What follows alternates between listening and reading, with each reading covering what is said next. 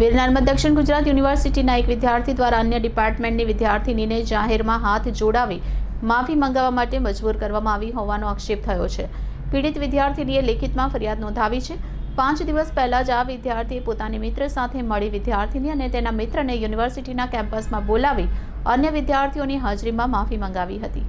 વિદ્યાર્થીનીની લેખિત ફરિયાદના આધારે યુનિવર્સિટી દ્વારા તપાસના આદેશ આપવામાં આવ્યા છે. તપાસ પૂર્ણ થયા બાદ તાત્કાલિક કાર્યવાહી હાથ ધરવામાં આવશે. વિદ્યાર્થીને આક્ષેપ કર્યો છે કે ફરિયાદ બાદ વિદ્યાર્થી તેને યુનિવર્સિટી અને ડિપાર્ટમેન્ટમાંથી કાઢી મૂકવાની ધમકી આપી. વધુમાં તેણે વિદ્યાર્થીનીને ઓડિયો, વિડીયો અથવા લેખિત રૂપે માફી માંગવા પણ દબાણ કર્યું હતું.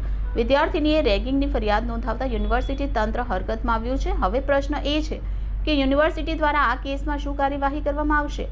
કુલસચિવ ડોક્ટર આર.સી. ગઢવીએ કહ્યું કે વિદ્યાર્થીઓ માટે કેમ્પસમાં શિસ્ત અને સલામતી મુખ્ય પ્રાથમિકતા છે. રેગિંગ એક ગંભીર મુદ્દો છે અને યુનિવર્સિટી તેના માટે ઝીરો ટોલરન્સની નીતિ અનુસરે છે. આ મામલે તપાસ કમિટી દ્વારા સંપૂર્ણ તપાસ હાથ ધરવામાં આવશે અને દોષિત સામે યોગ્ય પગલાં ભરવામાં આવશે. જી સર, એક રેગિંગની ઘટના સામે આવી છે, શું છે? વિદ્યાર્થીનીની મૌખિક રજૂઆત મળી હતી. લેખિત રજૂઆત હજી સુધી પહોંચી નથી, પરંતુ માહિતી મળી છે કે ઇન્વોલ્વ કરાવેલી છે.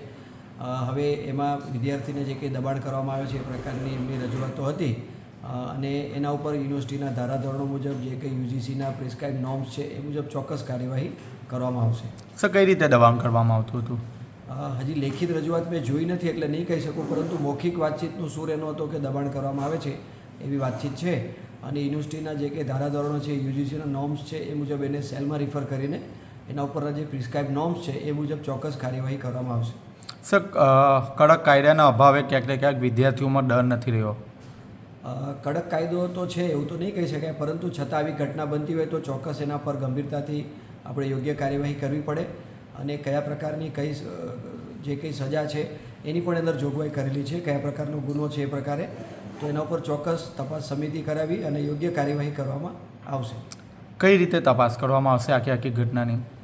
જો એના પર એ રેગિંગને રિલેટેડ ફરિયાદ હશે તો એમાં પ્રિસ્ક્રાઇબ નોર્મ્સ છે, એના જે કંઈ એન્ટી રેગિંગનો સેલ છે એમાં રિફર કરવામાં આવે છે. સમિતિ હોય છે, સમિતિ તપાસ કરતી હોય છે. તપાસના અંતે એના ચોક્કસ બધા ધારાધોરણો છે એ મુજબ નિયમ અનુસારની કાર્યવાહી ચોક્કસ કરવામાં આવશે.